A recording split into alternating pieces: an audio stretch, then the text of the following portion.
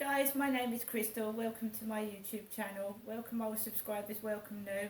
If you like my videos, please press the like button and please do subscribe. I'm here in my flat by myself. Alexa, good morning.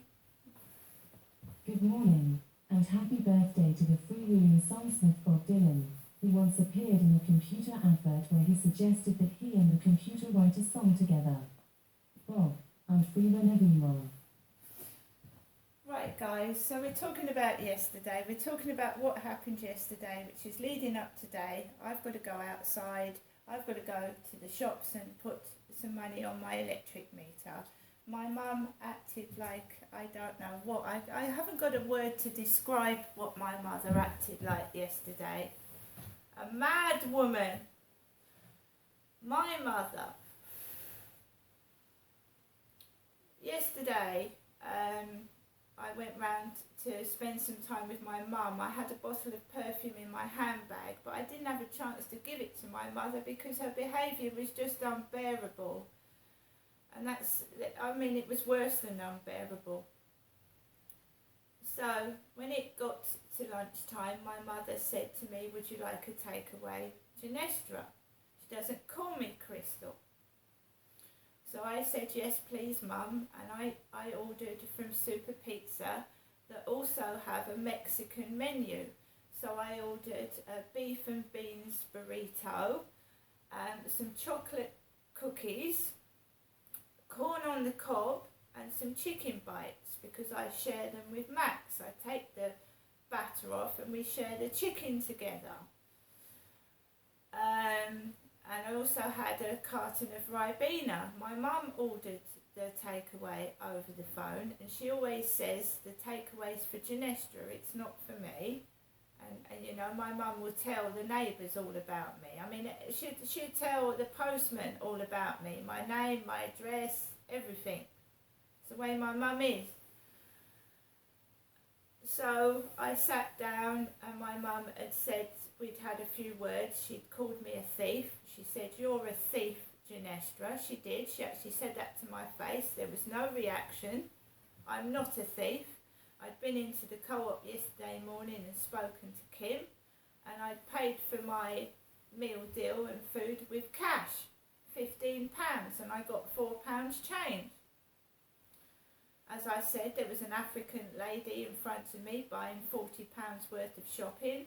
Kim said that she only likes happy people to the African lady. The African woman was happy. She had £40 worth of shopping. Of course she was happy. Her hair was smoothed down like mine. Smoothed down, because a lot of African people have afros and hair up and long dreadlocks. This African woman had long smoothed down hair. Smoothed down. So it looked like, you know, if someone was doing a comedy like Little Britain, it looked like me, a different colour, buying £40 worth of shopping. It did.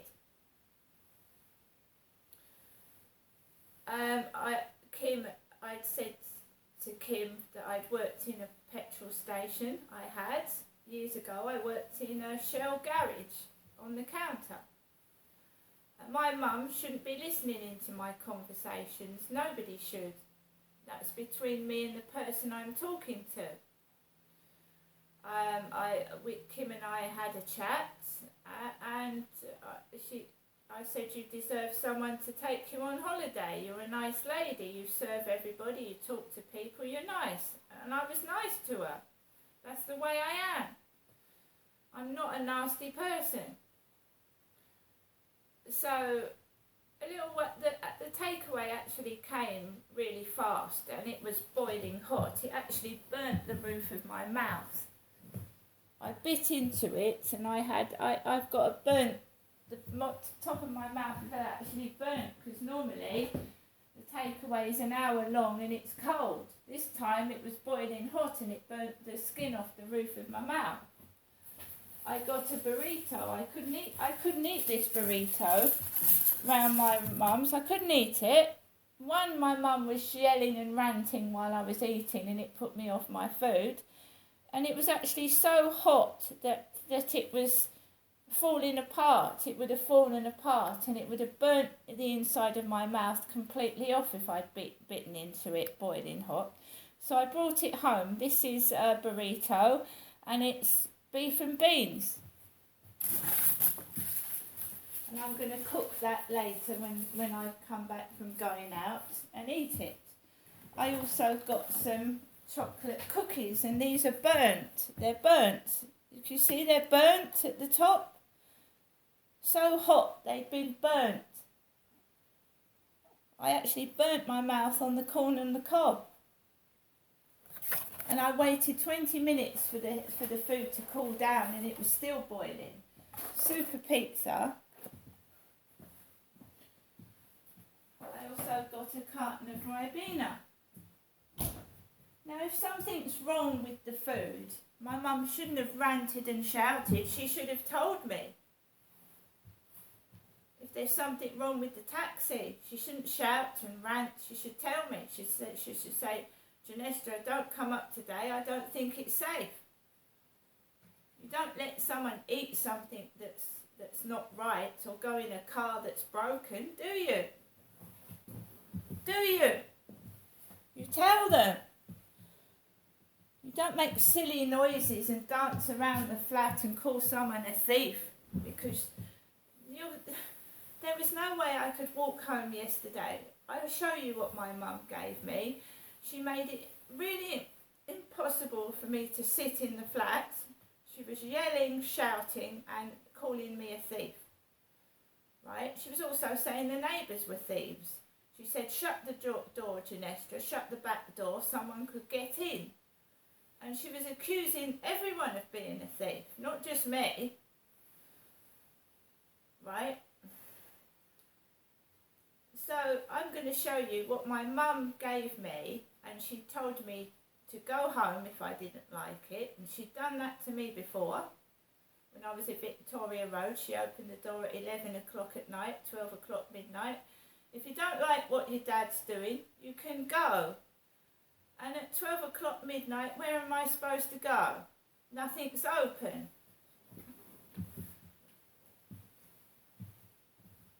I'm now going to show you what I had. So I had a Kexx bag full of things my mum had given me, including 6 cans of 7-Up, which is heavy. I had my red backpack, which I take out a lot, which was full of food and stuff my mum had given me. So that's 2 bags. I had 4 boxes of heavy dog and cat food in this bag, which is splitting open and got holes in. And I was also given an extremely heavy bag of cat litter.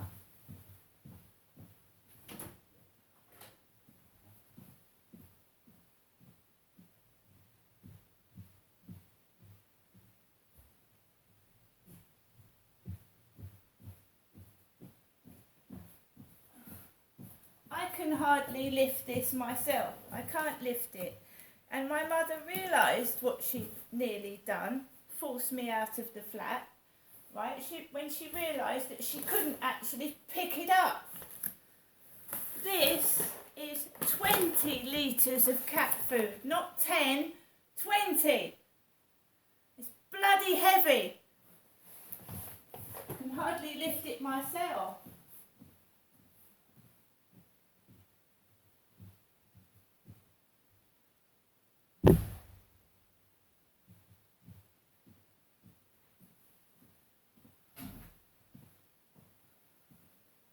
How the hell can someone walk from Chatham to Rochester with that lot on their back and carrying a 20-litre bag of cat litter? Do you know what I had in my pocket? I had £4 and some change in my pocket. That wouldn't have got a taxi. That wouldn't have even got a bus home. So she rants, she yells, so you run off. And just before last Christmas, I was forced out of her flat because she was doing the same thing, right? Accusing me of stuff, yelling at me, and I almost had a mental breakdown. A few days afterwards, I'd walked with wet, damp, heavy laundry and 3 bags all the way from Chatham to Rochester in below freezing conditions. I'm a woman of 54, right? I'm a woman. I'm not Derek. I'm not a great big 6'2" man that's big. He had heart failure. He couldn't have carried that cat litter all the way to Chatham either. I don't think anybody could. Without stopping about 50 times to take a break.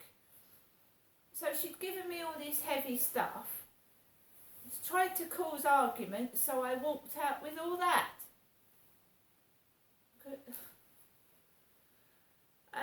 I'm not going up there anymore. It's not worth it. I've got £20 notes.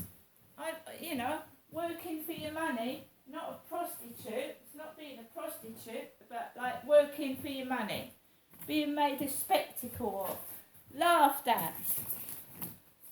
Yeah, I work for the money. I work for it, but not in the way you think. I work for it. Are you all happy? Are you all happy what you do to me? Use me, laugh at me, accuse me of things. I hope you're all happy.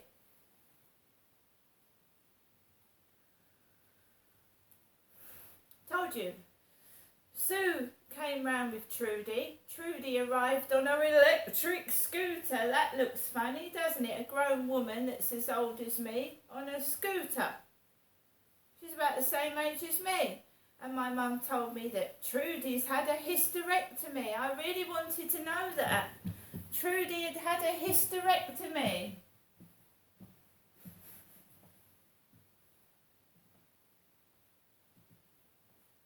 I've still got my ovaries and my womb. I haven't had an hysterectomy, have I? I went up to Dr. Habib, who examines my privates to see if everything was intact and okay. And then I had that ultrasound scan up there with 2 African women and a white woman looking down my orifice, sticking what looked like a sex toy up me. And then it didn't work, it didn't work the first time, so they went out and did it again. So you've got an African woman fiddling around with your private parts, poking it that way, poking it this way, poking it that way, and telling me they couldn't see my ovaries. And then I get a call from Dr. Habib at the Medway Maritime Hospital offering to cut me open and have a look. Cut me open. And my mum is 77. She hasn't had a hysterectomy either. Because apparently Derek fancied Julie Preston at number 59 Victoria Road. She doesn't live there anymore. Derek fancied Julie Preston.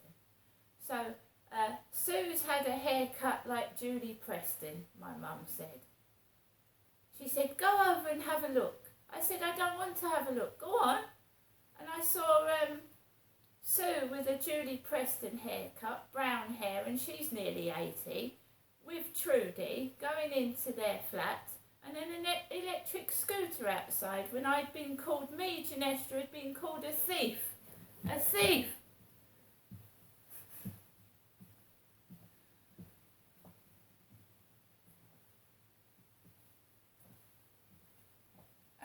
It came to 4 o'clock. I started packing my stuff away. I couldn't stand it any longer. It came to 4 o'clock. I put stuff in my backpack, packed up, took the washing off the line, put it in a Marks and Spencer's bag, which I bought it up in, and I just couldn't wait to get out of there. And then she gave me a hug. She hugged me, like to say sorry. I sat down, and then she started on me again. And then I said I just wanted to go. I just wanted to leave as soon as possible. My mum called for a taxi. She said the taxi is for Crystal, but she's also known as Ginestra. So the taxi's for Ginestra, but she's also known as Crystal, like I'm some drug addict, thief, criminal. She said, and the taxi lady said the taxi's on its way. She'd also told me that Derek was known under other names. Derek had actually called himself Sue Arnold, and he'd called himself Derek Grog. No, I'm not answering the phone. My mum's trying to call me now. I'm not answering the phone. I've had enough. Sorry, no. No.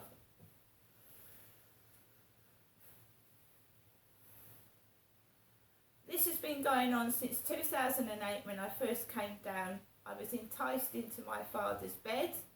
I came down from Gloucestershire to try and get my son out of foster care, and back home I was told if I tidied up my flat in Gloucestershire I would get my son back. I ended up fucking stuck with my mum and dad, and I'm just used as a sex toy. And I haven't been able to see my youngest son for 12 years. Right? And all this trying to get me jealous, like your dad fancied Julie Preston. I didn't care. I was down there to get my children back. I wasn't there to worry about my father fancying a next door neighbour. I'm sick and tired of it.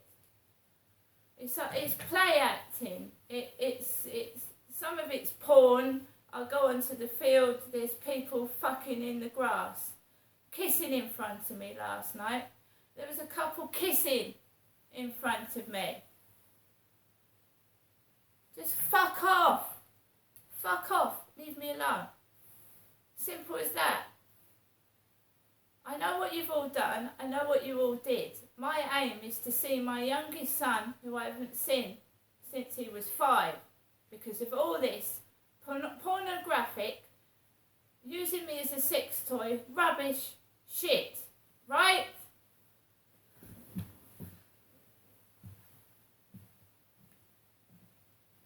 I don't want kissing in front of me. I don't want people fucking in the grass in front of me. I want to see my youngest child.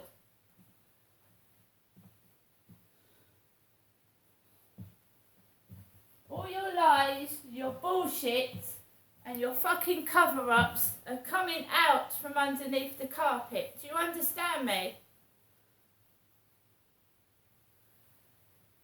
I'm not a thief. You're the thieves. You're the thieves. It ain't me. And I'm not listening to this hogwash, these lies. This fucking trying to fucking make out I've had no kids. Right? I've had 4, and I haven't seen my youngest son since he was 5 years old. You thieves! Horrible people! Laughing at me. And fucking taking my kids away and playing with them. Fuck you!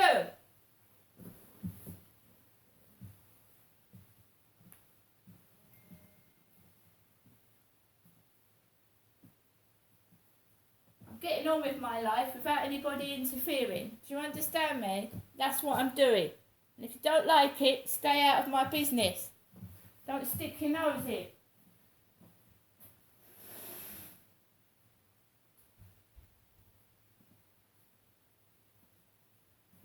I have been homeless. I've been homeless. I've had a child taken into care.